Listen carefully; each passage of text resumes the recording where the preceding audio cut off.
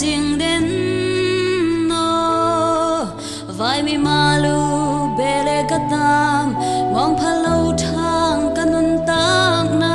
na phung phawan mo kawang khua lei tang tunga na chi phaun na ga pha phung phaun mo kil bang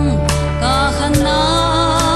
ka vang khoan nuam hong ngai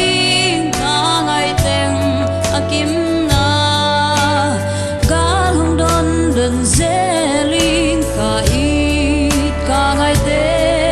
to don bang to ki ding hey na peu asianin hong siam hen tang bang na dam chia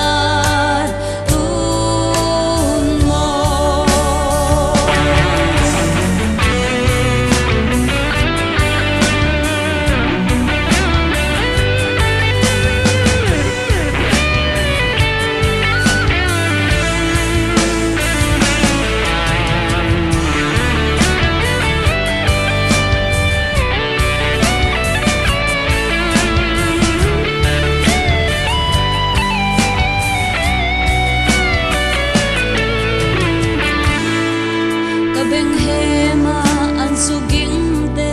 beng le pam te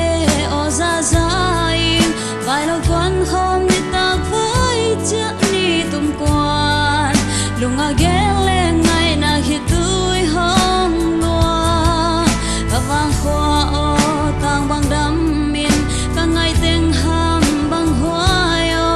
kum lui hong kheng zel kum pha in hong siam den hen vai kong cha